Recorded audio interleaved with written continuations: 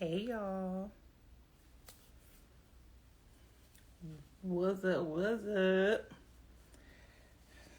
Trying to make this trying to make fetch happen with this here little turbine situation. But welcome to episode 4, season 4, episode 4 of My Vulva and Me. Today we are getting into all things Black women, organization, and mental health, and how the three are connected. And I have the immense pleasure and honor to interview Sharonica Griffin. And she gonna get me for saying all of that. The owner, operator, and amazing brain behind the Blushing Elite brand. I believe I saw, hey girlfriend, I believe I saw her join. So Boo, send me, if you're on, I think I saw you, send me a request and then I can add you on. My turtleneck is failing me today. This turban, I don't know if it's giving, feel like I'm making fetch happen. It's given very much on Wednesdays. We wear pink, but I know, there we go. So,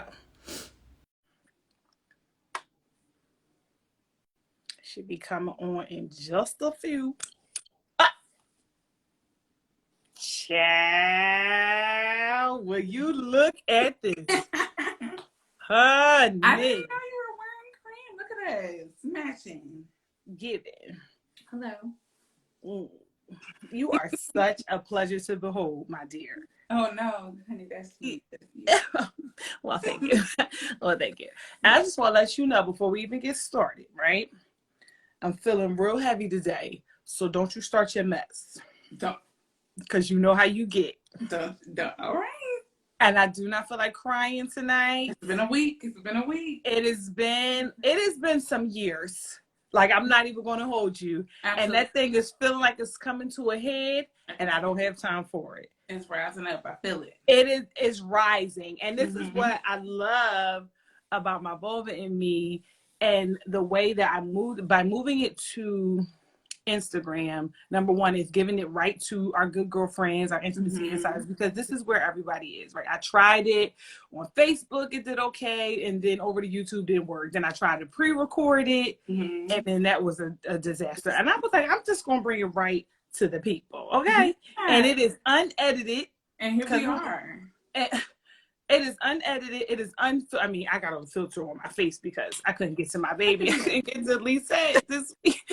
This season I just couldn't get to her, and so I had to have a filter working for me because I spend as much time on as I can on Instagram. So they owe me this filter. They owe me this beat. Okay, I'm gonna try to find my way through the filter. Yes. Let's leave it off for now. But I am so glad that you're joining me today. Again, I approached you with fear and trembling. You are my boo, like my girlfriend, like in real life. But also you are a brand, and I would approach you with as much fear and trembling as I do any other brand, because I don't want to ever get too familiar. So I really genuinely and truly appreciate you being here with me today, because you're a big deal. Like, you are a big deal. Like, your name carries weight in rooms. Like, I don't know if you know that. Don't start. You starting already. Now, you told me not to start, but here we are. But I'm just saying. I mean, I appreciate it. I'm just saying. So anyway, thank you everybody who are just joined us. If you have just tuned in, this is season 4, episode 4 of My Vulva and Me. This season is called Black Woman Plus. And today we are midway through the season. We are at the halfway mark. And I am just elated that I'm able to interview this vision of love and light and perfection that sits before us today. As per usual, we are going to open up our evening with a game. Oh boy. Dun, dun, dun, dun. What is it? It's going to be your classic, your favorite, that you fuss with me in my DMs all the time. Would you rather? Y'all, I hate this game. Oh my God. Would you rather? This one. Okay. Yes. So for those of you who are watching along and playing along, Would You Rather is a forced choice activity where I give you two very polarized options that you have. The basis of this is you have to pick one that you will be with for your entire life or whatever the frame was. Like, which one would be the scariest? Which one would you prefer? Which one could you not live without? Whatever the premise, and you have to pick one. There's no caveat, there's no changes, there's this, if I can do this, there's none of that. If I don't offer it in the scenario, it does not exist. Y'all be trying to make things happen that's not a part of it. Me. So I'm gonna go real easy to ease folks in. Okay. Real easy. Relatively easy. Kind of, sort of. Okay. If you had to choose one,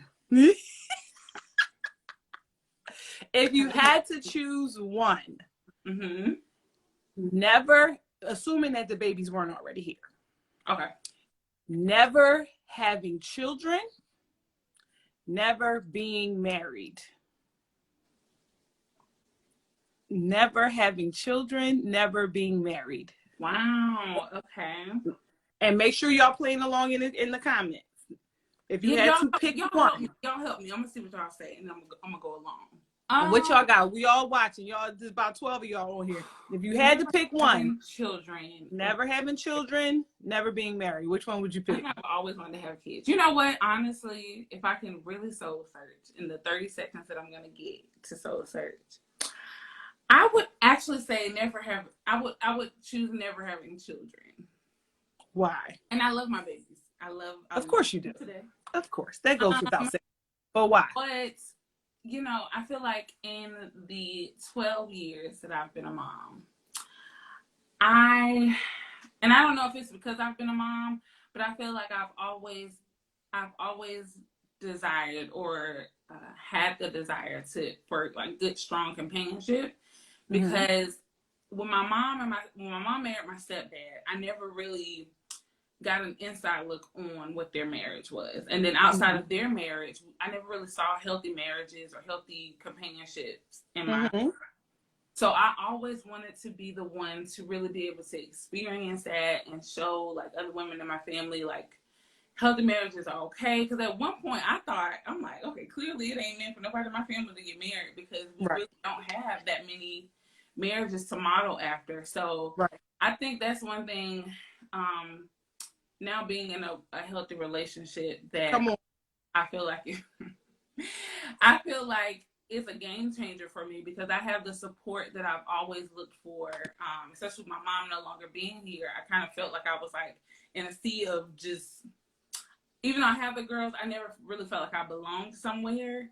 So having like a healthy partner and someone who can just be there to encourage you and just laugh with you, cry with you, whatever, it's literally a game changer. And unfortunately, my children can't be that for me always. I can't show every vulnerable part of me to them because I'm trying to be strong for them. So being able to have someone who can see all of the flaws that I have and still, it's a love like God, but not exactly like it, but you know what I mean? It's up there. It's not the same, but it's definitely up there. And so it's just something that I feel like I would want to experience for the rest of my life. Children will go off and do whatever they want to do, but having that companion there who just say, hey, I got you, we're going to do life together, to me, it's a game changer. So that's one thing I probably will want to, I don't think I want to just not experience that. You know, children, okay. I have nieces and nephews, you know. I mean, they all right. Yeah. Now, you came in a little hot with this explanation and you know, never having felt like you belonged anywhere. That hit a pain point in my own life. And it's one of those things where how those pain points, those voids, how they impact so much of our future decision making in ways that we don't always really even understand, like the root of the thing, right? We're so often in this, like, you know, holding pattern, the muscle memory, we're kind of like just doing things, right? And when we begin to peel back, like, you know, the layers I learned from, you know, my girlfriend you know her. I'm sure you heard of her. She's famous out here. Veronique Esther. She talks about, yeah, she's very, very famous, very famous. She speaks a lot about in trauma the narrative versus the story. And so like we have, you know, we share, you and I, some similar parts of our story, but the narrative that comes from it really is also similar, which is why for me, I'm going to pick marriage every single day of the week. And that is because I never wanted children. I knew at 12 years old I didn't want children. You didn't want it. Yeah. But I had children for my ex-husband. And I recognized how far I was willing to go to make that relationship work, to the point that I betrayed a decision I made at 12 years old. To yourself. Yeah. Yeah. Okay. So that was an easy one. That was easy. Don't do it. Don't do it to me. Don't do it to me. Let's go on up now. Okay. Let's go on up. So Veronique is creepy. So what would hurt more? Being ignored or being forgotten? You know, I ignored this question often when you on purpose, because I honestly was like, wow. Wow. Okay. Being forgotten or ignored. You know, can I call a friend? Can I? Make sure y'all she's phoning a friend. So y'all in the comments let us know. What would you rather do? Veronique said, baby, forget me. Don't ignore her though. But you know, honestly, that was gonna be my first answer, because that is one of my biggest pet peeves, is somebody ignoring me. And I think it's because I felt like, you know, I wasn't seen. Goes back to, you know, feeling alone. Wasn't seen for so long. I'm like, you know, just to see me, just to know that I'm a person, I'm here. You know, I'm a servant at heart, but I'm also a human being. And it's, you know, things that I desire and that I want to do. And I just don't ignore me. Yeah, I like that. Sometimes, you know, if I could be a millionaire, forget me. Okay, if I can go on out with my coins and hide off in the corner, I don't think I would mind too much. You know, as long as I have my heart's desire. But yeah, I'm gonna pick being forgotten over being ignored. So, but the question was, what would hurt more? So, what would hurt more? Okay, yeah. Wait. Yeah, being ignored. Being ignored would hurt more, right? Okay. Ignored. Absolutely. Because just imagine, for a second, let's set the scene that, you know, you are with your significant other, you're off in love, and they just don't see you. You know, they don't. You're feeling that way, and I've been there. I've been in a relationship where I felt like, hey, I'm here, you know, I have feelings, but of course, that people pleasing spirit is like, well, I'm gonna still do X, Y, and Z because I want you to see me. I want you to know I'm here. Yeah, so absolutely being ignored. Yeah, and it's that those relationships, and this is romantic or otherwise, where you feel like you got to earn your keep. And so that means you're always working to earn your place in that person's life. And if you ever have an off day, at any moment you say no, like, you know, Beyonce said, first time I say no, it's like I never said yes. And, you know, I was talking about that the other day on a podcast I did. And it's just like, I don't need that. Like, I don't want to earn, like, I want to show up for you because I love you and like give you my all, but I don't want my place in your life being predicated on what I do for you. On what I do, because what if I'm not capable of doing that anymore? Where does the love go? You know, am I relevant now in your life? Ooh, relevant. Relevant is the word. Let me tell you something. And I've been processing this in therapy. Like, indifference is the most painful thing to feel. When someone is indifferent towards me, if I feel like somebody can just take or leave me, I don't like oh my God. I'd rather you flat out hate me. Like, don't like me, because I don't care if you don't like me. I'm fabulous. Just don't give me them gray areas. Yo, girl! Keep me out of them. Keep me away from them. I don't want those. I don't want those. Do you want me here or not? Let me know, sir. Use your words. When I tell Riley, use your words. Listen, sir, ma'am, job, brand. Like, don't take me or leave me. Take me with both hands. Please. Snatch me. All right, and that leads us right to our next one. That's a little. Ooh, you being fresh? Just a little bit. Yeah. Mm-hmm. Sorry, So, guys. what feels better, Mm. being welcome or looked forward to? Look forward to. That's the easy one. Wow. Expectation, like you're gearing yourself up to see me. You're excited. The adrenaline is running. Like anybody, I can welcome anyone in. You know, Mm-hmm. whether I'm cool with you, whether I'm impartial, whether I don't really know you. Welcome in. Hey, come on in, have a seat. You know, I might not want you to stay long, but I welcome you in. You know, but I feel like when you are excited to see someone, when you're expecting Yes. to see somebody, that's just a whole Yeah. other kind of feeling. And knowing someone feels like that towards you, whether it's a friend, a family member, you know, a significant other, that's just, I feel like it's an amazing feeling. So, absolutely. Yeah, they said you better answer these questions, Sharonica. Ain't she giving? I told y'all, listen. Either. Giving. Okay. Okay, next one. What would you prefer? Being desired or adored? Ooh. Desired, because that infatuation stuff can get a little creepy. I bet. And it's a lot of pressure. Don't It's adore a lot me. of pressure. You want me to live up to the standard that the pedestal you put me on, and I have to always meet that standard every time I'm around you. I'm gonna feel like I can't be me. I can't be myself. I can't let my hair down. You know. Mm-hmm. And which means I can't trust you. Which means I can't trust me with who I am, because what if I show you who I am and you reject that? Like that feeling. Mm-hmm. Yes, and I love that. I love that nuance you added. I can't trust you with me. Mm-hmm. I can trust you ain't gonna lie. I can trust. I can leave my kids around you. I can trust you ain't going. If you were my man, you ain't gonna cheat on me. But right. Can I trust you with the weight of who I am, or are you gonna buckle up underneath it? That's been a thing for me, actually. It's crazy that you asked that, because that's been one of the things that I have struggled with in all types of relationships. Mm-hmm. If I can trust people with the real me, you know, the non-performing me, the person who's not just showing up to serve other people, but just how I am, you know, in my silliness, in my craziness, when my anxiety is on the high, you know, whatever, just being able to trust people with every facet of who I am. It's, you know, been a struggle. I found people, but it has been a struggle. You can just give me all of you. Give me you. Everything else can wait. you know, we cut stuff. I mean, cut something terrible. Okay, let's take a little. We're gonna go a little deeper. Okay. Mm-hmm.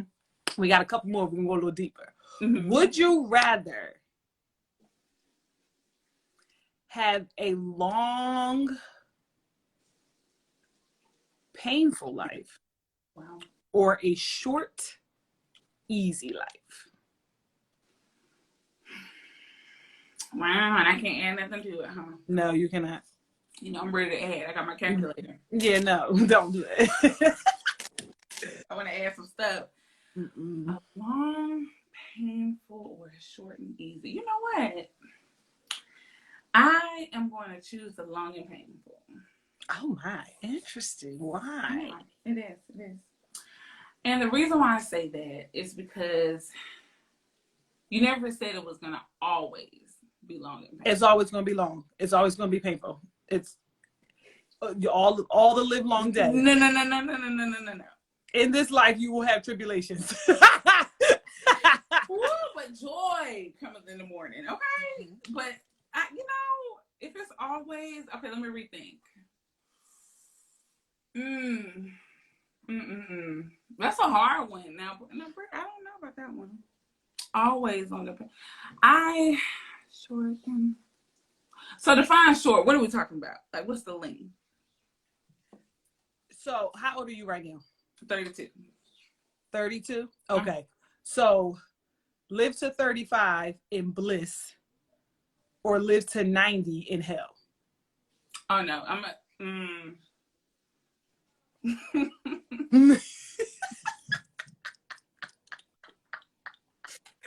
Woo!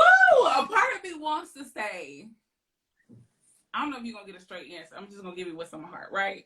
So, a part of me wants I knew it was coming. The 35 and bliss, because you know, I feel like you don't get to enjoy that often. But the reason why I probably would choose the long and painful is because I would hope that in the long painful life that I live, that someone could not go through what I went through by learning the lessons of what I went through. Does that make sense?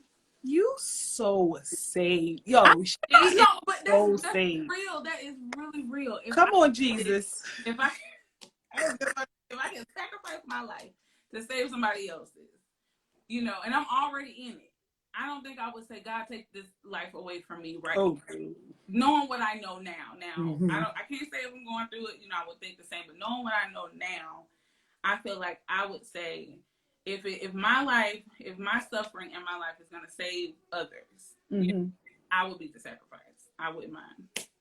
You almost made me say a bad word. 35 me, Alex. Wait, that boo. 35 me, Alex. Okay. Listen. Woo, because y'all know I look, people said I wasn't thinking about nobody else. Shell said, I'll take Bliss for 100, Alex. I said, I'm going to go with Shorty. I would take Bliss too, but there's another side. I don't know if I can pick just one or the other. But I'm not going to say I wouldn't take Bliss at all. I ain't going to lie. Interwebs, okay? All right. So 2 more, then we're going to wrap it up. Because, you know, the Christian sexologists, we got to bring a little more relationship stuff in. Okay. Would you rather a partner you could not see or a partner you could not feel? A partner I could not see, because one of my love languages is physical touch. Touch me. Me and you. Honestly, if I can't see you, then I can't be twisty and choosy anyways.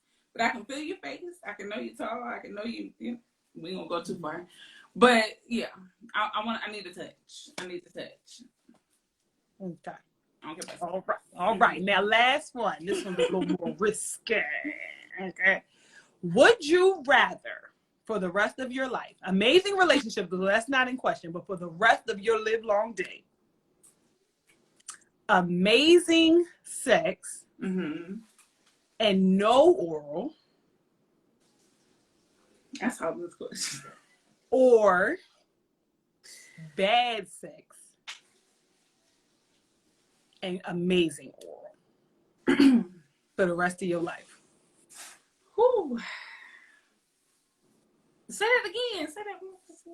Amazing sex. No. Amazing sex and no or bad oral. None. Never to happen. As far from your body as the East is from the West. Or terrible sex, but great head. I mean, great oral sex. Oh, excuse me. So, I think,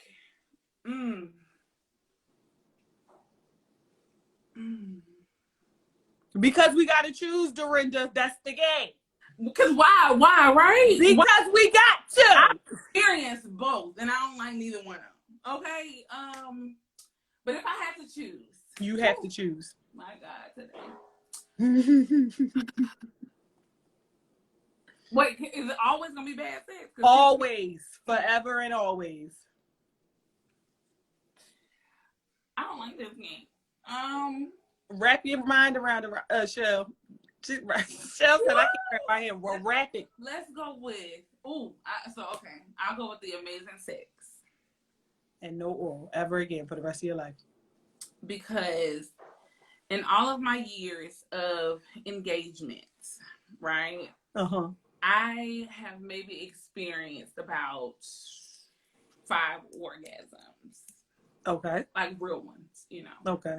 From the because what's a fake one? But that's another conversation for another day. Go ahead, do your thing. Okay. But so in experiencing the couple times when it was just amazing, I honestly, there was no comparison for me because, you know, with the oral part, I feel like you can only go so much. Once I'm there, all right, leave me alone. But with the sex part, I can get there once and then again and then again. Right. Amen. And then some more. And so I feel like I can enjoy it a plethora of times if it's amazing. With the oral, it's just really like once it's done, okay, I'm running. I can't feel my legs. Let me go. So yeah, I picked that. They said this. Woo! Well, amen. Amen. Like amen again. Thank you, Sharonica. Thank you, everybody in the comments for participating in this round of Would You Rather. Make sure you tune into my stories tomorrow because there will be more and we will go deeper. Okay? Because I could have asked the one about the dead baby, but I didn't know. I'd already pushed you far enough. So I was like, I'm going to let y'all be. But that's going to be in my stories tomorrow. So make sure y'all come and tune in there. But yes, we are here. My Vulva and me. If you are just joining us, this is season 4, episode 4, with the amazing, incomparable, phenomenal, gorgeous Sharonica Lene, CEO, founder, and extraordinaire behind the amazing brand, the on the precipice of being a worldwide household name, Blushing Elite. Speak it up. Now, here at my Vulva in me, though, because I can gas you up all day because you are it for me. Okay? However, here at my Vulva in me and the intimacy firm where Black women rest, rule, and abide, we believe that Black women should have space to give themselves their own flowers. So why don't you introduce yourself to the people who've been living under a rock and don't know who you are, which I can't believe I don't understand that. Tell them who you are and why you are so dope. You know, my name is Sharonica. I am the CEO, owner, mastermind behind Blushing Elite, which under the umbrella of Blushing Elite is Blushing Elite Organized and the new Blushing Elite Home, which I am striving to be the Black Martha Stewart and better. Okay, hallelujah. I had it right now. Hallelujah. But no, I've always been a creative all my whole life. I've been a creative. I've always wanted to create things. I've always wanted to make something out of nothing.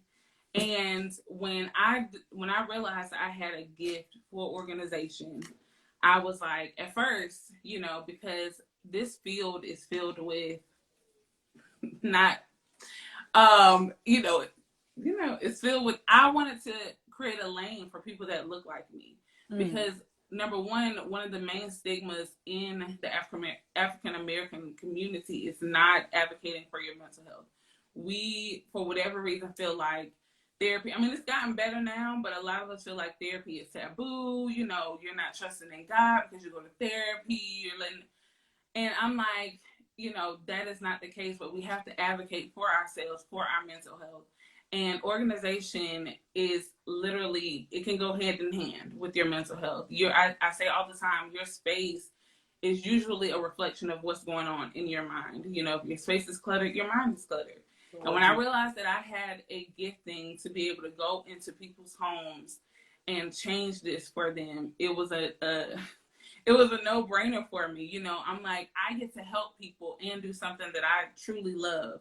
All my life I've been pretty organized. I've always had the tidiest space when it was by myself. But my mom and my sister, they're both diagnosed with bipolar.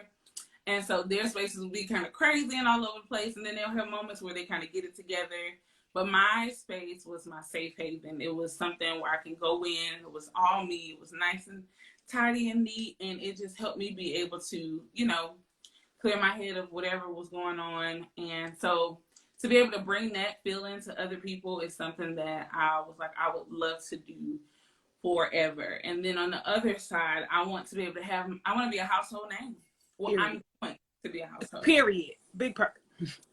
Let's say that I'm going to be a household name. So, I'm like, I want to create products for that people can have in their homes that can aid, in making it look pretty, that they don't have to spend a crazy amount. Is going to be luxury because we deserve luxury. We deserve to treat ourselves, but it's not going to be where you have to rob Peter to pay Paul to get them. I want to create something where people can have in their homes, they can love it, and they know it was made by somebody that looked like them.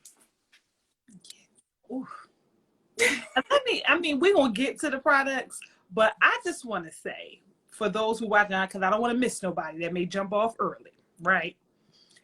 These products I have this. The other one is in my car because that's really what is on my mind right now. This is Serene, and Balance is the other linen spray.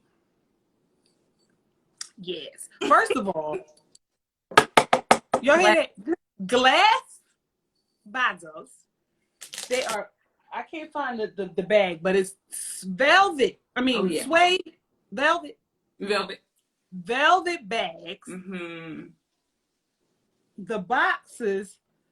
I mean, this is what it looked like when it come out the thing. Okay.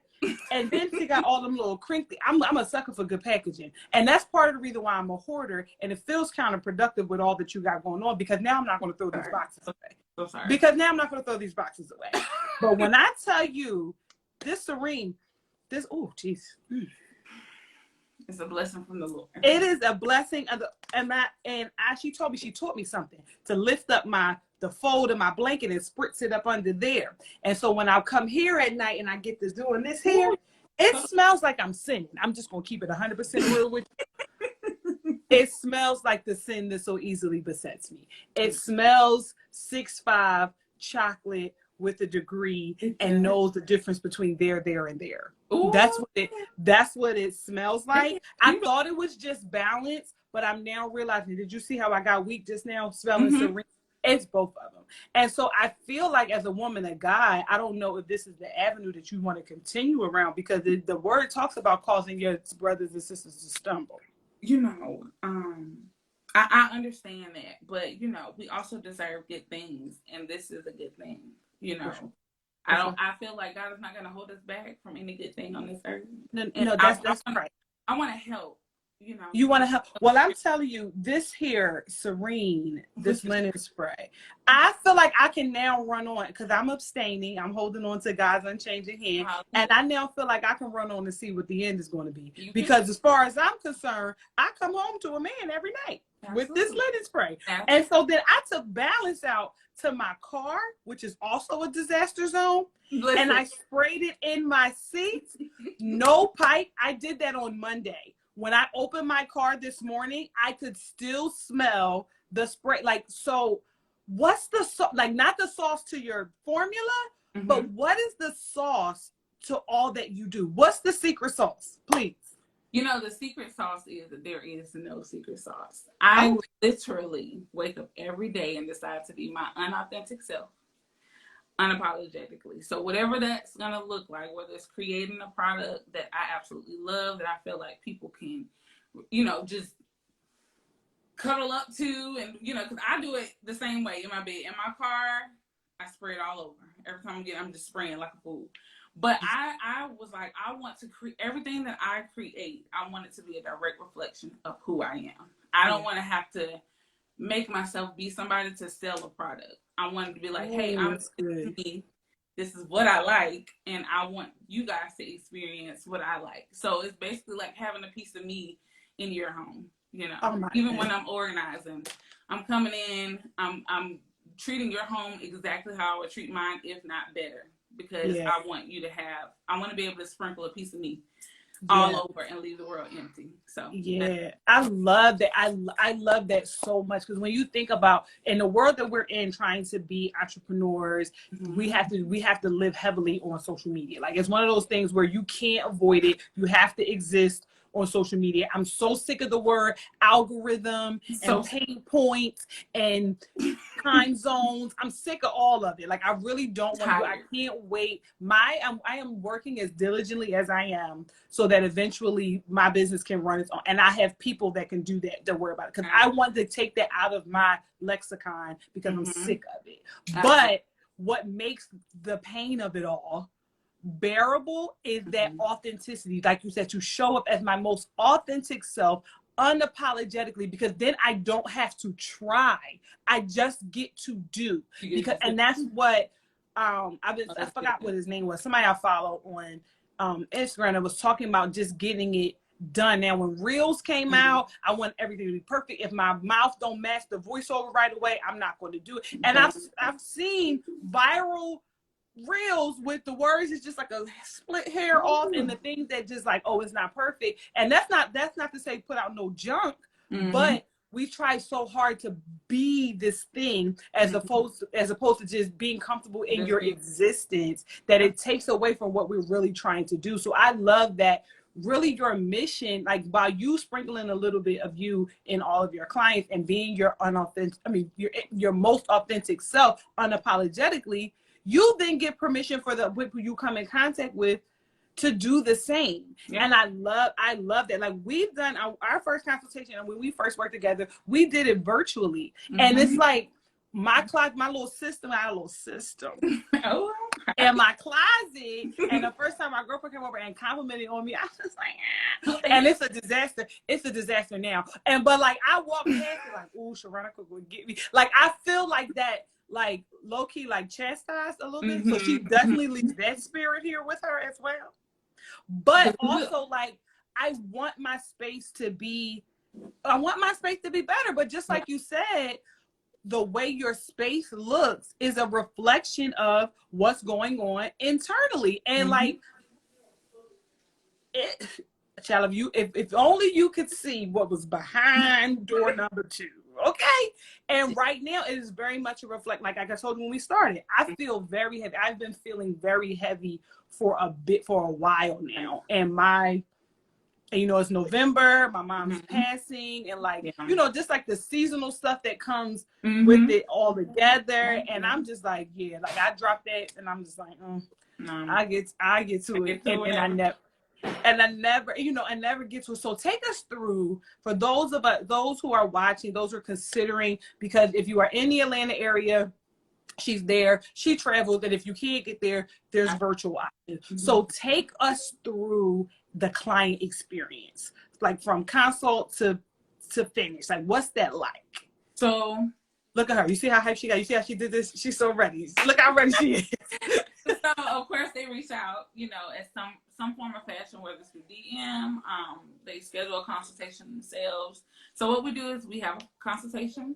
We kind of talk through everything. Most times they start with, girl, my house a mess, or girl, I'm gonna tell you what's going on, and I'm just like ready to listen. I'm like the girlfriend, like, girl, just pour it all out. Let me know what we got going on. And so once they pour everything out, first thing I do, I let them know it's all good. No worries. This is what I'm here for, to come in, to help, to assist. And so we basically walk through everything that they're looking to get done. We talk about purging. I always ask, are you okay throwing things away? Because that's my main thing. If you're going to hire somebody, if you're going to have me come in, what we're not going to do is hold on to things that hold us back. And if it's no longer serving a purpose in life, it's time for it to go. So I say, if it's not seasonal or sentimental, you haven't worn it in a year, we must let it go, because we need to make room for all the new stuff, the new blessings, the new whatever is going to come through. Nothing new can come through until you get rid of that old that's not, serving you. So we talk through that, and then we schedule our first session, which is a purge session. We come in, and they're working with me. So my client, when we're purging, I don't go in and just throw your stuff away. We go through it together. We have a girl session, guy session. We talk through, this was your daughter's X, Y, and Z. She went here. We talk through all of those things. And then once we're done, do you want to hold on to it? Do you want to keep it? And if you no longer want to keep it, if you think too long about it, we'll put it in a maybe pile. But if you know for sure, okay, no, I don't want it. Usually by the time we've talked through it, I kind of like slip a few things in. Ain't going to share my secrets on here. But I slip a couple things in there to help them realize either they need it or they don't. And then we'll finish it up, and we'll go into the sorting part. Sorting is basically where we just sort everything that is similar to one another, find a space for it, and then we plan on where we're going to put it. Once we get all of the materials, we do the staging, which is one of my favorite parts, because once we've gotten rid of all that old and ugly, we make it new and pretty again. And, I also do, I always include in all of my services a 1-month follow-up, because we know how life happens. And what I do is I come back in a month, or I'll ask them, I say, hey, do you need anything? And they can let me know if they needed anything to be edited or if they need anything to be added. And they get 3 extra hours with me to kind of go in and move some stuff around and see what works better for them. Because, we can set the system and you can have a baby, or you can get pregnant, or you're expecting, or you go through a divorce. It could be so many things that can happen in that time frame. So I, just allow them some time to kind of, okay, this doesn't work for me. I tried it out. It wasn't working. Let's try something else. And so that's what we do. Awesome. And she's not lying. We went through all of that. And it was like, even though virtually, I still felt now, my spatial reasoning. So we struggled a lot with her suggestions because I live in an apartment. I came from a 3-bedroom house. I got divorced, and then now I had to make life work with an apartment. And then in addition to living on my own for the first time in my adult life. And so my boys went from having their own rooms to having to share a room when they're here, went from their own beds to bunk beds. So all of that way of like that functioning was very different. But my stuff that was housed in my 3-bedroom house, it had to come here. So we had to figure, and then I also run a business. So I have my office, and then homeschool happened. So we had that stuff. And it was a lot of trying. What I needed, what she supported me through, was trying to make the best use of my space. And all of the words she was using, my spatial reason didn't make. And I was like, we're just gonna have to. I'm gonna have to get my points up. I'm just gonna have to bring you here. I will leave you here for the weekend, and I'm gonna have to go on about my business because. So talk a little bit, if you can, about the difference between cleaning and organizing. Because I'm glad you asked, because they're similar, but there is a difference. So cleaning is basically making something that's filthy clean again, or dirty clean again. Organization, your home can be clean, but organization is usually decluttering. So taking spaces and making them functional where they can work for you, where you're not feeling like you're walking into a pile of mess. It's just basically decluttering. So the difference is you're not just coming in scrubbing everything. You're literally taking things out that no longer serve a purpose and putting things in that will help you with your everyday life. So which one should we do first? It depends on the space. So if your space is both, I would start first with what, a mess and dirty. I ain't want to put it out there, but I would, because you can't do one without the other. I would declutter first, and then I would sort things out. I would clean, and then I would organize. So, like, if you say, for instance, if I go into a client space and it's stuff just everywhere. First of all, we need to take out whatever doesn't need to be in the space, because we can't clean if we have clutter everywhere, because basically you're just moving stuff around. And so what I would do is go into a purge session. Let's throw the stuff away, and then let's try to get it clean after we've sorted. And then we go in and put the system in, because you don't want to put a system in a dirty space. You don't want to put something new and functional and then everything else still is a mess. So I would kind of do them simultaneously, but just create little sessions, little phases that we work through. And, that's a good point, because a lot of people feel like organizers come in to clean. And even though we make something, we make it tidy, we're not necessarily cleaning. Cool. Yeah. Now, I do like cleaning, but yeah. What if somebody doesn't have the coin yet, because the price is the price, respectfully? And what if they don't have blushingly money just yet? What is a quick thing that they could implement this weekend? Like, where would you suggest they start in the home? Like, if they needed to do something themselves, what would you suggest? So if they're talking about the whole house, let's just metaphorically say the whole house is crazy. I always say start with the space that you live in the most. The reason why I say that is because usually it's the most visible. It's probably the thing that's the most painstaking when you see it. So start there, and y'all probably gonna get tired of me saying it, but clear out whatever is not of use, whatever you're not using, whatever is taking up space. Do that first, and then figure out where can you put X, Y, and Z. If you can move it to another room, to put it out your way. If it doesn't have a purpose, like say for instance, shoes and all that stuff is everywhere, you haven't quite figured out a space for it, I would just take it to a closet, take it out of your way, just so you can get that together, and then start, go from there and go to the whatever the room that you don't see the most. So if your bedroom is the last room that people will see, in there, but start with the most visible space in your house, because usually once you start there, you get motivation to do the rest. Like you see like this big space, and I usually say start small, but start small, picking up here and there. Like if you want to say, hey, if I have my living room, if your living room and your kitchen are connected, maybe do like a small corner. Once you get that clear, you can be like, okay, this is clean. The rest of it looks crazy. It'll motivate you to do the rest of it. So absolutely start with the most visible space in your home and then work your way to the smallest. Awesome. So make sure y'all taking notes, jotting it down. And if you like me, like, girl, I ain't got time for that, call and book a session, blushingthelete.com, because I'm not never doing that. Yes. So that's all. We need to call her. I'm never going to do that. And we're going to call her in. And then I think she may even still, but you have to be in the Philadelphia area to call Shay and the Domestic Divas, because they do the clean. They organize too, but they do the cleaning. Mm-hmm. And it's like, you go to work and come back and it's all spick and span and shiny, and you got your system. It's amazing. So tell me this: how, if at all, has your knack for organizations impacted your relationships? Honestly,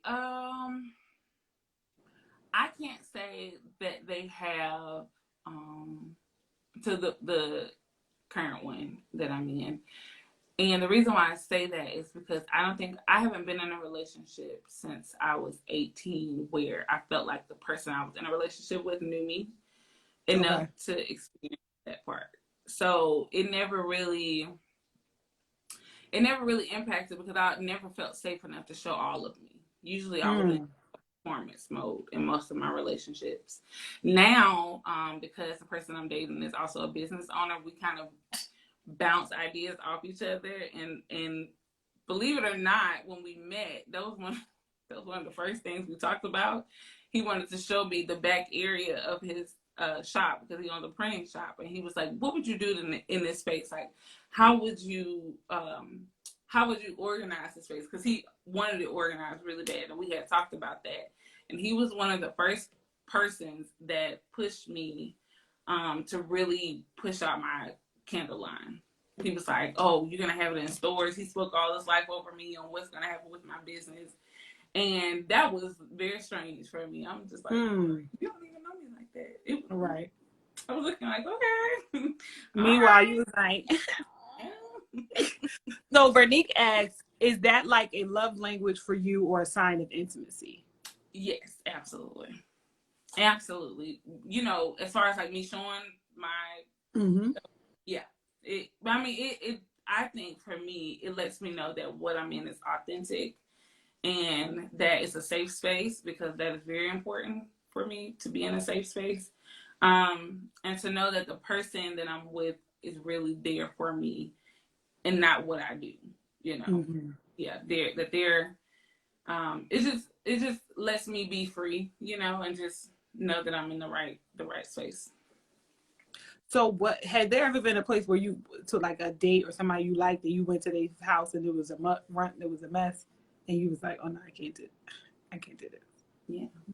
Yeah. You broke up with somebody because their house was a mess? I didn't break up with them because of that. Because once again, it's really nice. But believe it or not, in my relationships, I'm really great. Like, I have a lot of patience and grace for people.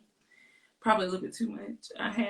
Which is the reason why you rather go through hell for 90 years instead of picking easy like the previous. But no, I would, I just feel like I would try to like find, now that you say it, I think there has been moments to where I wanted to kind of go in and fix stuff. I don't think I maybe said it out loud, but in my mind, I'm like, oh my gosh, I could do this. But I didn't know like what their level of comfort was when it came to their spaces. So I verbalized that to them. but yeah, it was some space I was going out. I was like, oh my God, is this how men live? Oh no. Oh, no. Is this how men live? Oh, child. I don't like that. But isn't that like so like, it's hard though, because like because it's something that you do so naturally, like it's a gift. It's like sometimes it's a gift that you want to do it just out of the abundance of your heart, but then also it's like a thing like I can't help it. Like I'm not trying to call you cruddy, but But I'm moving these boxes because this is like annoying me to look at it the same way as with me as a clinician. Like it is that grace sometimes too much because it's like, yeah. I know that you got some stuff going on with you, but because I Mm-hmm. can see the why, I'm doing this whole biopsychosocial session in my head, and I'm giving you a You pass really because I want to partner with you as you heal and grow through it. But really, I need to just like leave you be and let you figure that thing out on your own, and then yeah. maybe like that TikTok, you like, I'm gonna miss him.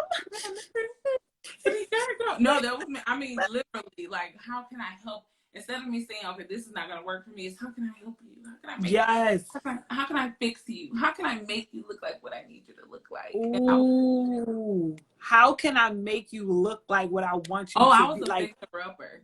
Oh. And so is that not the story of so many Black women though? Like, is that not our story? Absolutely. And it's this thing that we have, number one, and I say it all the time, Black women always have to, we're forced in this grin and bear Olympics. Mm-hmm. Like, we have to do all these things, and our worth is predicated on how well we do it and how we smile through it, and all that. And it's almost like we have to do that again to earn our keep. Like, our investment in love is how much we can do and perform. I want you to see that I'm worth it, that I'm worth that investment. I'm break my back to show you that I'm worth it. Ooh, break my child. Okay, because I can't. I'm just not even. That was for one of y'all because I don't have it. I don't have it today for that. Woo! So, in what ways are you or are you not what you wanted to be when you grew up? I am, and I'm not. I wanted to be a fashion designer when I was younger. Okay. I was really into the fashion space. I wanted to create, just beautiful clothing. You couldn't tell me that I was not going to be the next Kamora Simmons. You could not. Beautiful gals. Beautiful gals. But the reason why I say that I am is because I'm in a space where I can create the life that I want to live for myself, creating for other people. I never desired, I never thought that I would be in a space where I would be working as far as for somebody else. Now partnering with, absolutely, working with people and just like, working for people and just being my life. I never saw it, but I didn't know what that looked like. Like I knew that's not what I wanted. I knew what I wanted was not the norm, but I didn't quite know what it looked like growing up. So I couldn't put a name to it. And I actually had about 4 majors in college. And I didn't finish school, but I kept going back to school and I kept going for things because number one, my mind told me I had to achieve this in order for people to know that I'm worthy of something. So I kept going back, getting in debt. I'm like, okay, well, that didn't work. I want to try this. That didn't work. Well, let me try something else. Well, maybe I want to be this. And I didn't realize until 2016 that that just wasn't my lane. That lane wasn't meant for me. And not to say that it will never be meant for me because, many things can happen.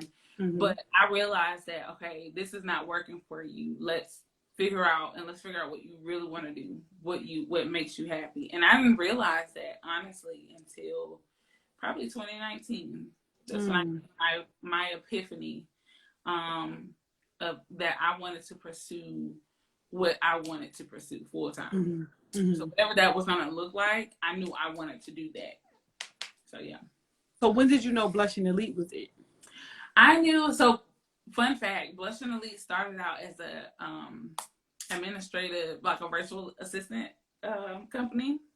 Wow. Crazy, right? I have the name, so I'm just going to do a quick story. So I used to be an event planner. I still am, but it's an exclusive club that I event plan for. But when I first started my event planning company, it was J. Noel Events and Designs. It was named after my girls. And with the area that I was in, it just wasn't thriving. And so I was like, I remember I had got a prophecy and this guy told me you're going to be an entrepreneur. And I was like, sir, this was before I even really knew what prophecy was. Like I just knew he was the one in that small area that was gifted and, that I knew of, that exercised it openly. So he said it, and then God had given me this vision, and I was like, okay, I'm gonna move forward, I'm gonna do it, and then it didn't look like what I thought it was gonna look like, and I dropped it. Didn't want to do it. And so I moved here. I was a phlebotomist, meaning I was sticking people for fun, for not for fun, but I was sticking people for my career, and it didn't work out. And I was like, well, God, what am I supposed to do? And I remember a friend, she had a virtual assistant business. And so I remember just listening to her. I'm like, oh my gosh, I would love to do it. I used to also, in wanting to be a fashion designer, I wanted to be a secretary. I was like, I really want to do that. Oh my goodness. I want to file papers. I want to like be the one with the sticky notes, something really organized, but it didn't click in my mind, what was happening. So I was like, I'll do that. I'll push that through. And I was like, no, I don't think I want to do that. So that's when I converted my event business over to Blushing Elite. I was like, I'll keep the name because the name for me, Blushing, of course, was synonymous to like being kind of shy and reserved, kind of subtle. But Elite was like strong and powerful and luxurious. And I was like, I feel like I'm those things. I just haven't figured out how to be both of them at the same time. And so that's how I came up with the name. And so I was like, I would want my business that. And then the pandemic happened. And then I was helping a friend move. I'm giving y'all the fast version. I was helping a friend move. And I was trying to help her, get her stuff all up in the car. She had a lot of stuff. And so she was like, you ought to do this for a business. I was like, girl, ain't nobody going to pay me to organize their house. Like, nobody's going to do that. And she was like, yes, it is. So I went home. I did some research, and turned out it was a full-on market for this. But they didn't look like me. They looked like And I was like, you know what? I'm going to do that. Because I always wondered, how can I get to being the household name that I wanted to be? I always said I'm going to have like home products in the store. I just didn't know how to get there. And so my event business was supposed to be the thing that catapulted me into being able to do all of that. And, God basically was like, no, I got something else that's going to give a more seamless approach. So mindful of us. We want to sometimes take the hard way because we feel like we know it all. And he was like, if you just listen to me, I could get you right on in there.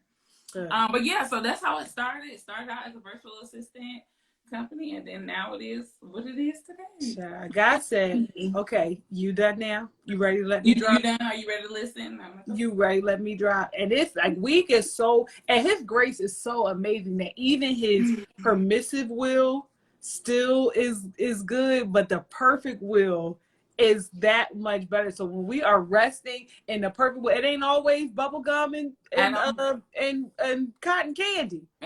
Well, sure.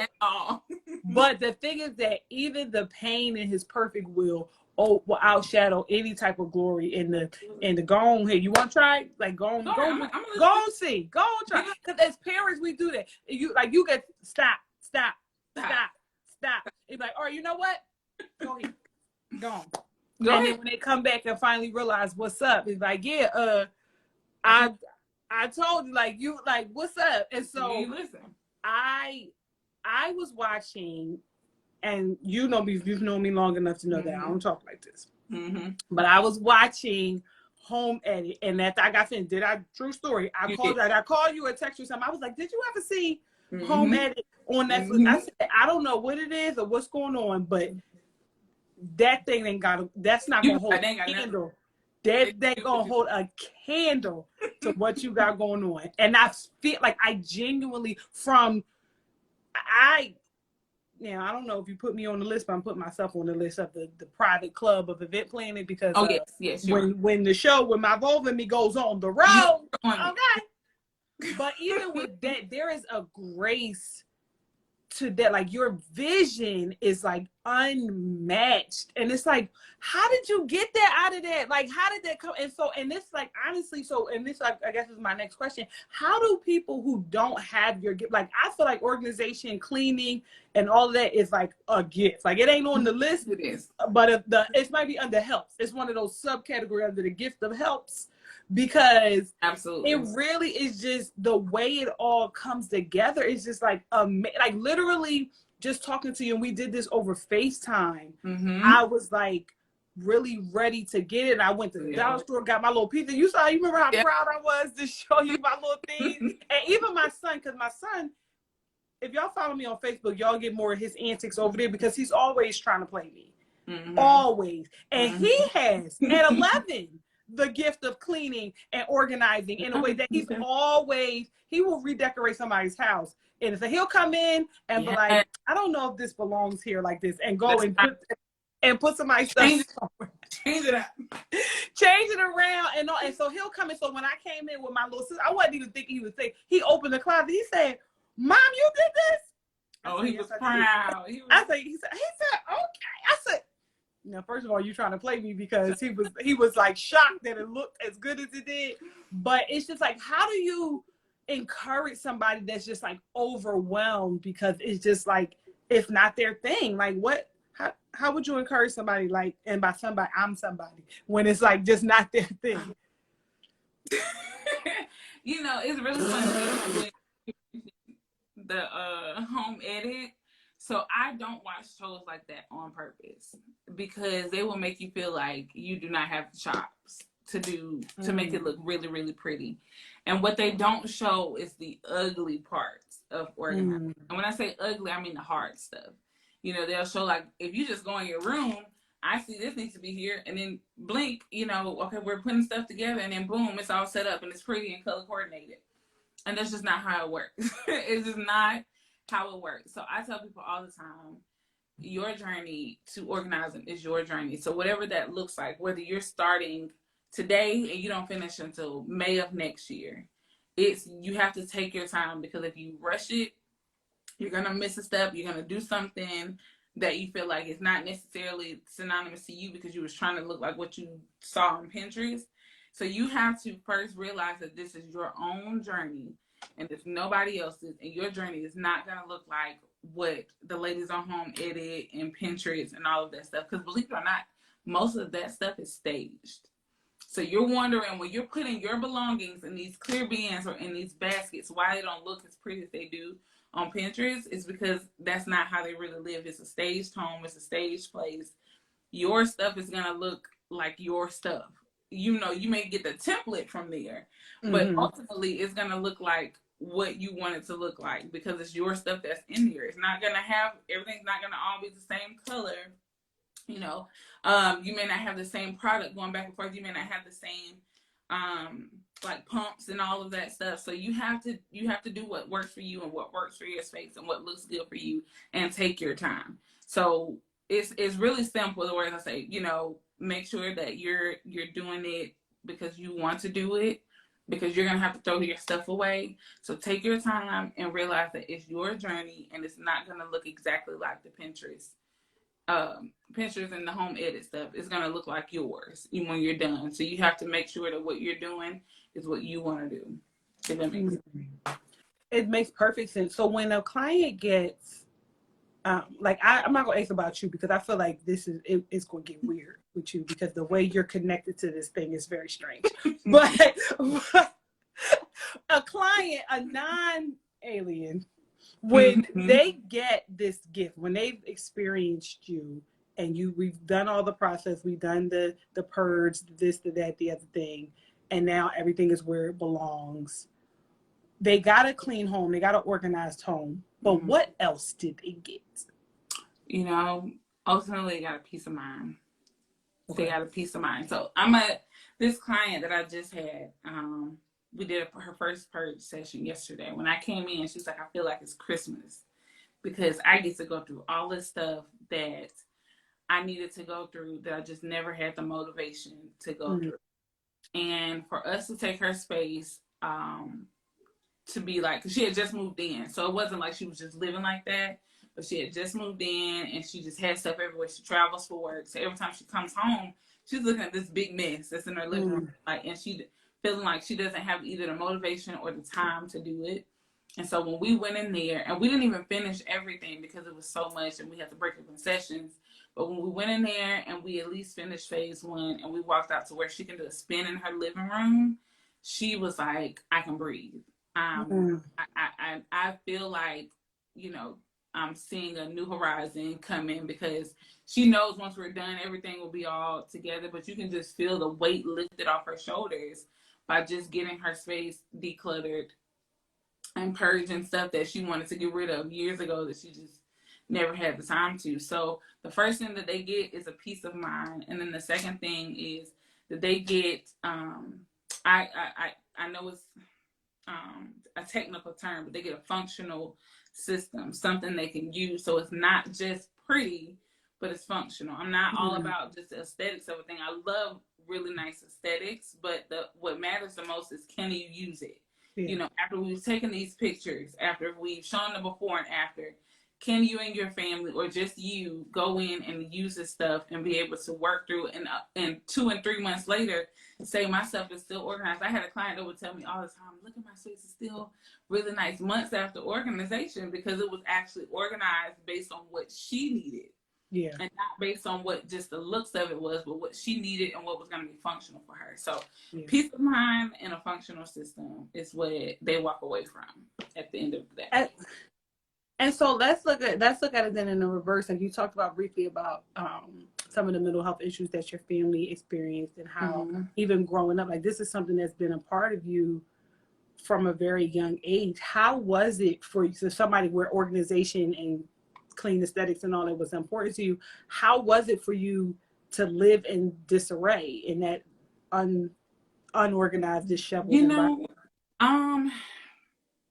So if we talk about when I was saying about the gray areas, it left me in a lot of gray areas where I didn't know what to expect. I didn't know what was going to happen. And so now I don't like unexpected things. It literally sends me in a frenzy, because if I would rather not know what's going to happen and it just happened, than to be privy to it possibly happening and not knowing how it's going to happen. So because they put me in a gray space. I'm like, I don't know if this is going to be good or bad. I don't know if it's going to impact me or not impact me. So when my mom used to go through her manic episodes, and she never really harmed us like physically. So it wasn't like a physical thing. It was more like she didn't really talk to us crazy. Like I knew she loved me. Like she loved us. You know, she took care of us. But I did notice certain patterns, and I'm like, I knew when she was going through it, and I didn't know how to approach her. And, you know, that being your mom, you're like, okay, so what do I do? Like, you know, do I, go and hug on her, or do I just leave her to her own space, or, whatever. So it just made me very fearful of gray areas, because I went through that so much, with my mama. And I miss the girl, like, so much, because she was hilarious. But I realized, like, I don't know if we have similarities. I noticed it a lot with my sister. She's extremely similar to how my mom was.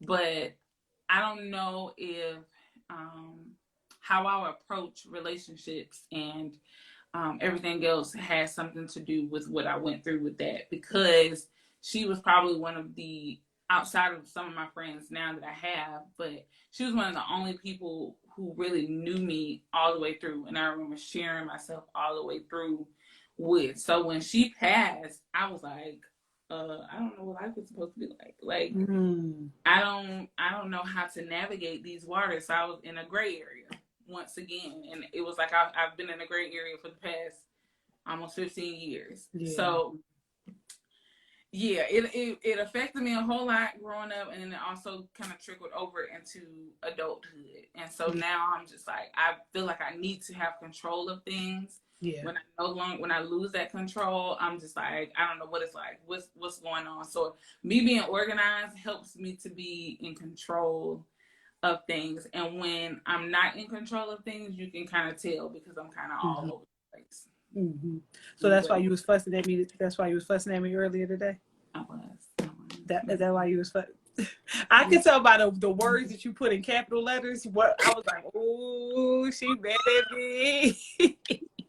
And I'm so sorry. Everybody know I'm yelling when it's all caps. I was like, I'm so sorry. It's a lot. I'm disheveled.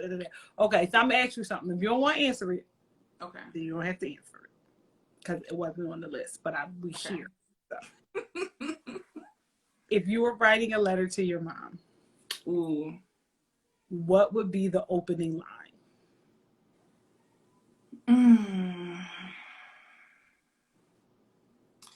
If I was writing a letter to my mama, I wish you would have told me. Man. Well, I wasn't ready for that. I wish you would have told me. Woo! Yeah, that will be the line, and it's definitely for multiple things. But yeah, I wish you would have told me. Yeah, I think that was the one thing that being an adult and especially being a mom. I became a mom almost 2 years after my mom passed. Okay. And I had no clue what I was doing. Ooh, and my grandmother, she was, whole different age, so she wasn't privy to all the newer stuff. I was completely unprepared to be a parent in all aspects. And I was like, I wish my mom was here to tell me what to do, or how to navigate these waters, or I wish my mom was here to, tell me, how to realize when somebody wasn't for me. It was just a lot of lessons that took much, much, much longer for me to realize because I didn't have the guidance that I always, was looking for or needed. And, it was just especially with how she passed, there was a lot of stuff that I felt like she did not tell me. Mm-hmm. And it could have saved me from a lot of stuff. But in that, I'm like, I now know, certain things that I know now that I tell my daughter now. I'm not going to wait until she's an adult. Yeah.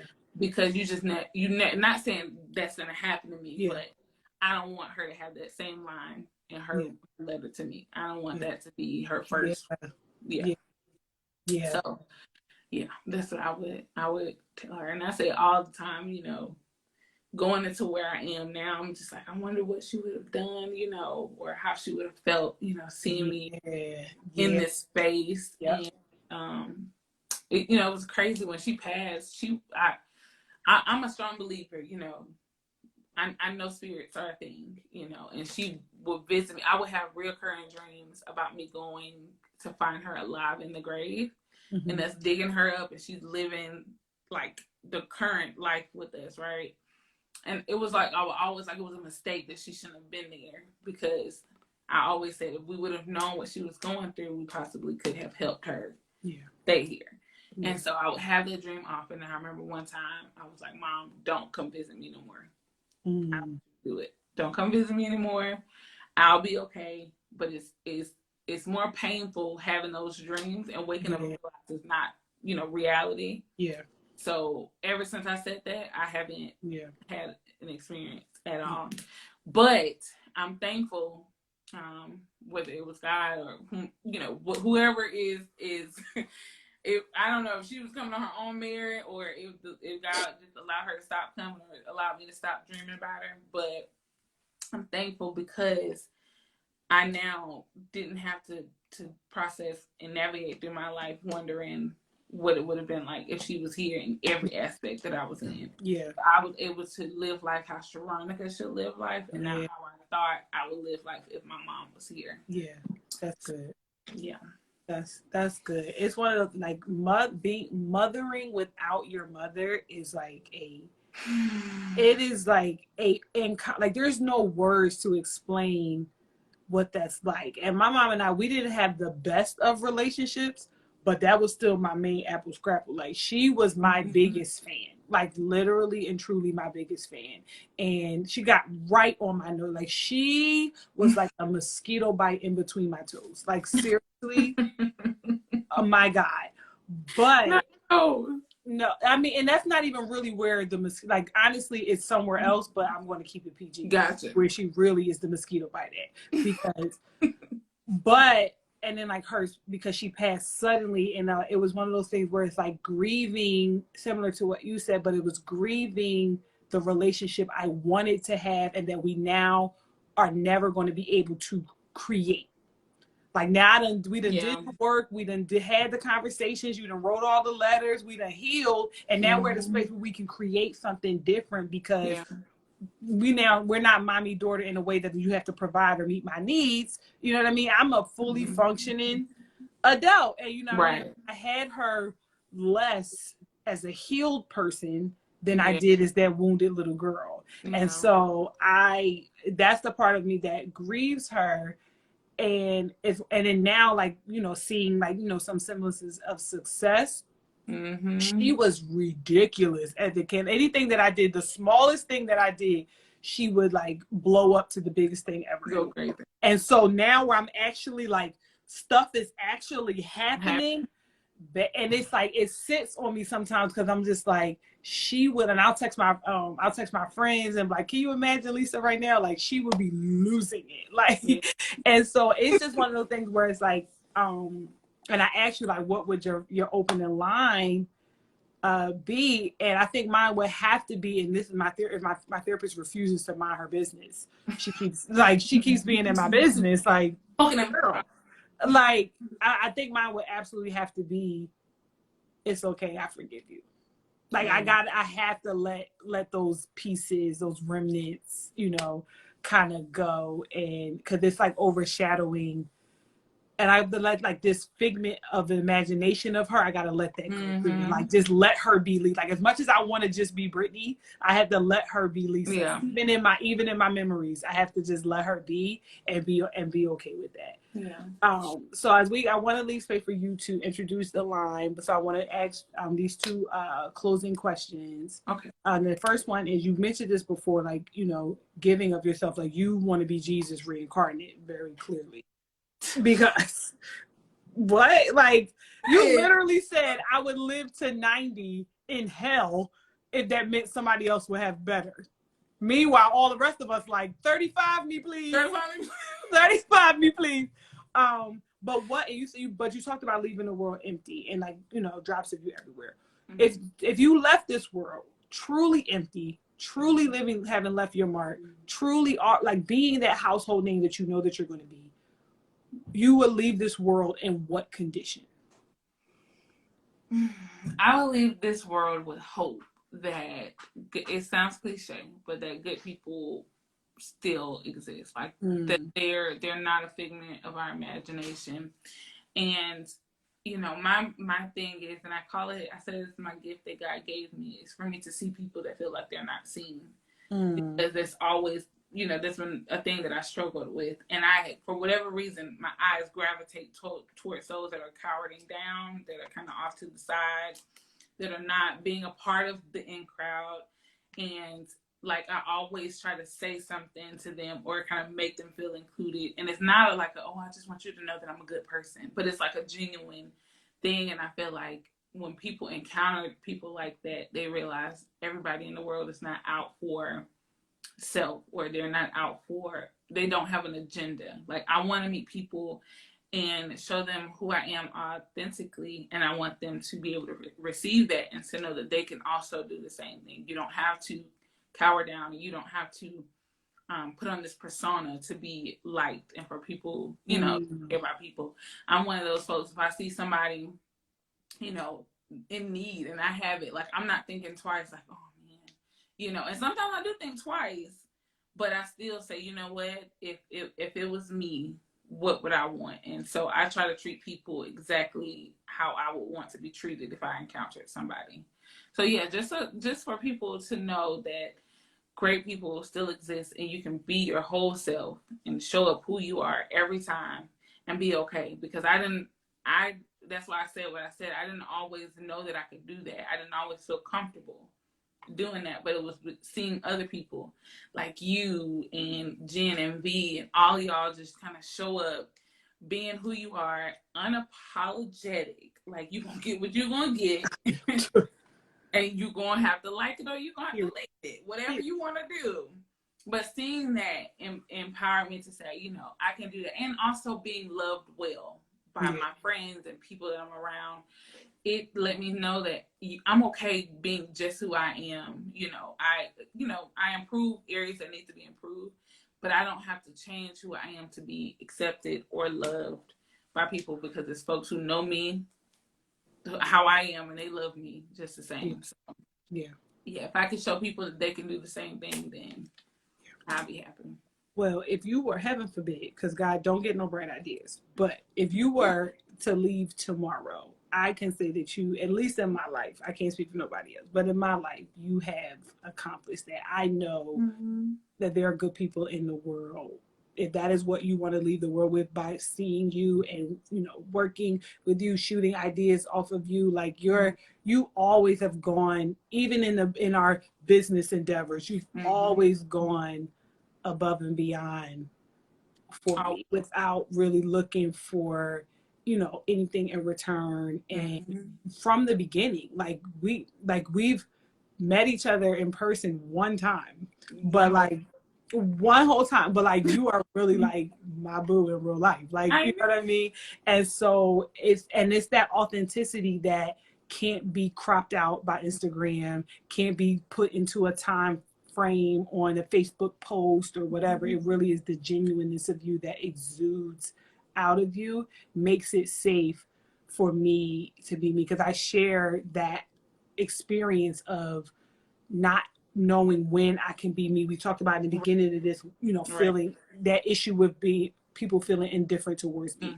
Either if you don't like me, I don't give a flying refrigerator magnet. But if you like that gray space, if you can take or leave me, like that doesn't fit well. And then because if you can take or leave me, I don't know how I'm supposed to show up around you.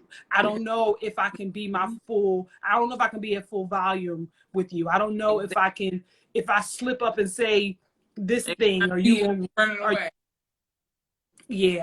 And so with you, I appreciate like your existence. Like you are literally a blessing to, you know, people get real say you're a blessing to the kingdom, but to the earth. Like honestly and truly, like I want to be, even like my space. My mom lived in disarray her entire life, and so it was almost like that's my lot in life, that I have to live in disarray too, because I didn't have that. We cleaned up on Saturday morning, but Monday through Sunday through Friday, whatever it was what it was. And I've always wanted to have a home that was company ready at all times. I hated when we were getting ready to have company, because she would be acting a fool, making us put things together, going about, and then eventually she would be sitting down on the bed pointing while we were doing all of the work. Absolutely. And I went to I hated, like she would be like, it would be like Brittany, come pick this up. And I'm like, girl, I mean, like I hated it, and I never wanted that to be my life. And I saw just from recreating her patterns that's what happened, and I really despised that. Like I really, really do. So like working with you and just like following you, like your before and after, like I get so geeked up about your before and afters, and I'm just like, I can do that. Like I am so motivated by you. Like I can do, like I don't know when I'm gonna do it. I don't know what it's gonna be. But even like having like Shay, like I said, Shay is domestic diva. Those are the cleaning service that I use. Having them come out to clean my house is a step for me, because it's number one, admitting what I'm not capable of. Yeah. And then it's giving me a start, and then, you know, something I can build up. And that, even feeling that guilt of like, you just came from a 3-bedroom to a 3-story 3-bedroom house. You can't keep a 1-floor apartment clean. No, I cannot. Because actually, it's less space. Which makes it harder. Because where's all of this stuff gonna go? Where is it gonna go? You lose storage. You lose places where you can put things. There's less space. So yes, smaller spaces get dirty faster. And kids. And raggedy kids. They don't care. They don't care. If y'all have babies, they don't care. They don't care. But anyway. So I really, truly, truly thank you. I want to be better. I'm getting ready to be off for a couple weeks before I start my new job. And I am committed to, if I just do one closet, one space, that's progress. Yes. And I'm excited, and I'm like, honestly, we got to come back and do this again, so we can do a walkthrough for the people. Not right now, child, because it's a sin in the it is a sin in whenever you're ready. So close us out with 2 things. one, what does it mean for you to be a Black woman? And then let us know all that you got going on, anything that you want to introduce to the people. I saw a lot of people talking about what they can order, where they can order, like in the comments. So answer why, what it means for you to be a Black woman, and then give us all the deets on all the Bletching Elite home amazingness. So what it means for me to be a Black woman is to be all the things that I possibly can be. Being vulnerable, being strong, being ambitious, being my best self, investing in my mental self-care as well as my physical self-care, taking care of me, showing up, being the best person that I can be, living a life of luxury. And that does not mean handbags, shoes, but doing things that take the load off of me, and not being Superwoman, because we are seen to be, oh, y'all, women, y'all are moms, y'all are superwomen. I don't want to be a Superwoman.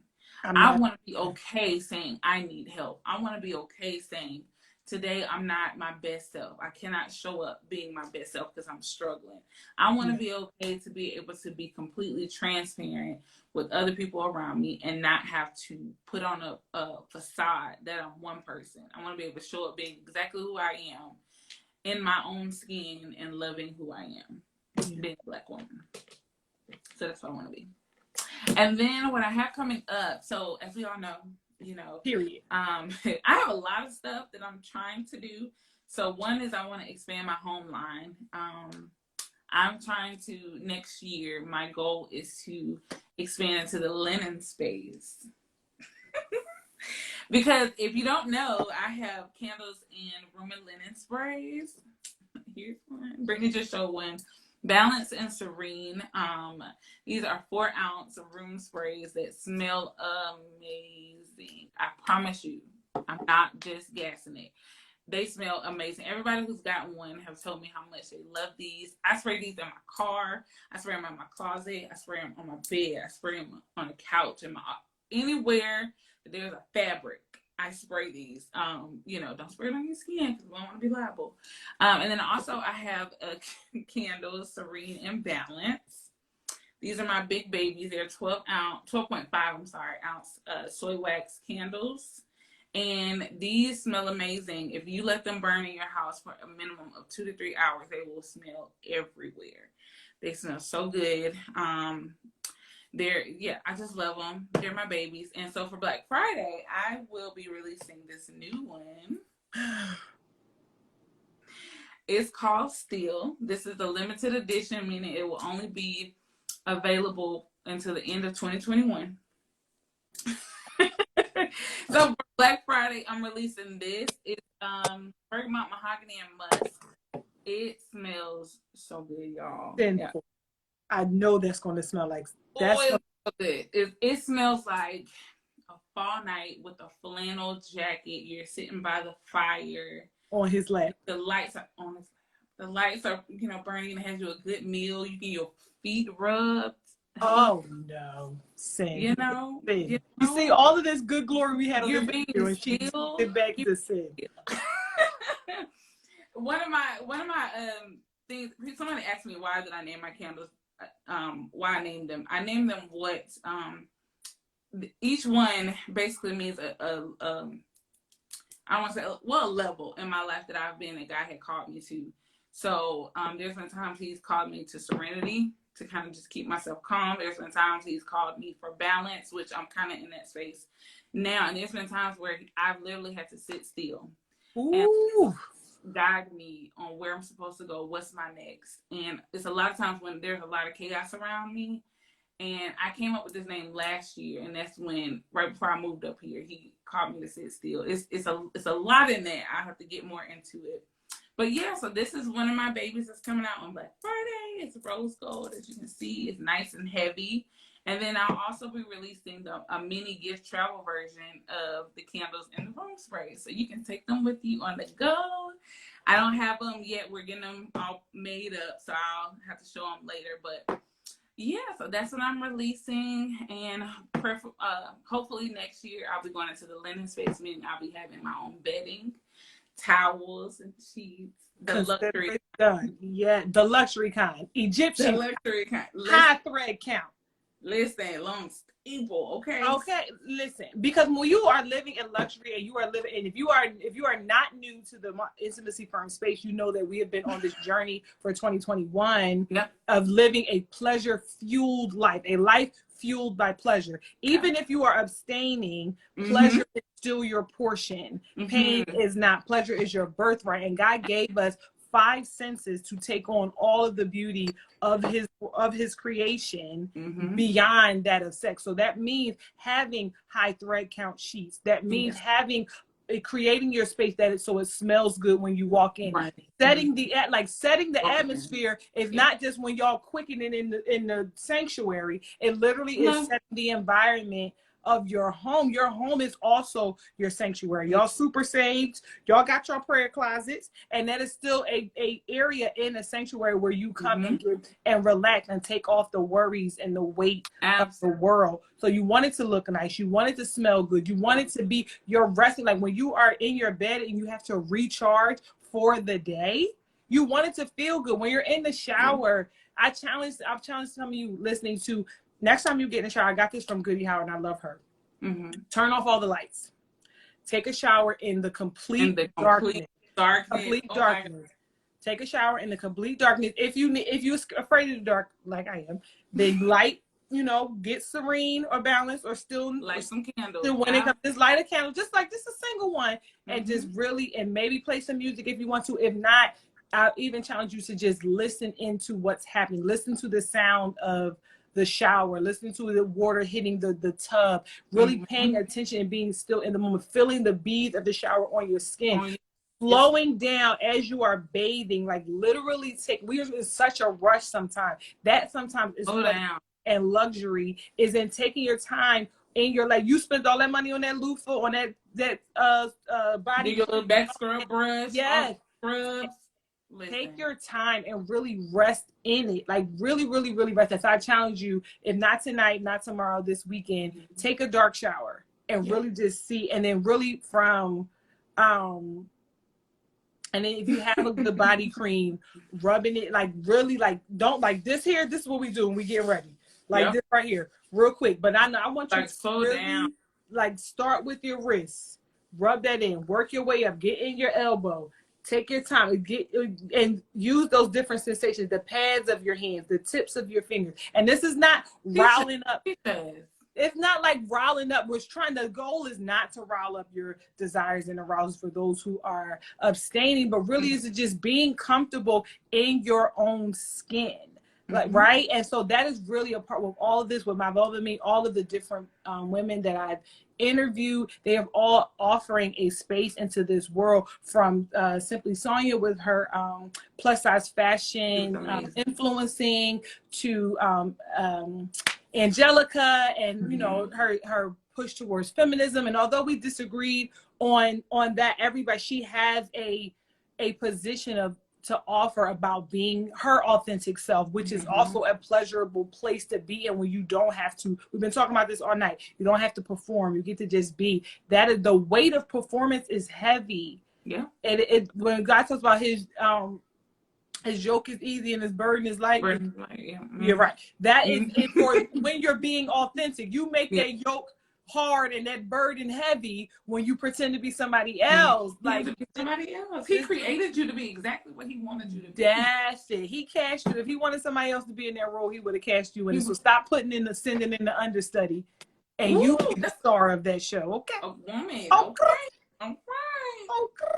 Now, thank you so much, Sharonica. Thank you, everybody, for joining us, for playing our game. Don't forget to check in with me tomorrow in the stories, because we're going to go further with the Would You Rather. Y'all know that's my favorite part. Y'all really be irked about that Would You Rather. Child, my DMs be popping on that day.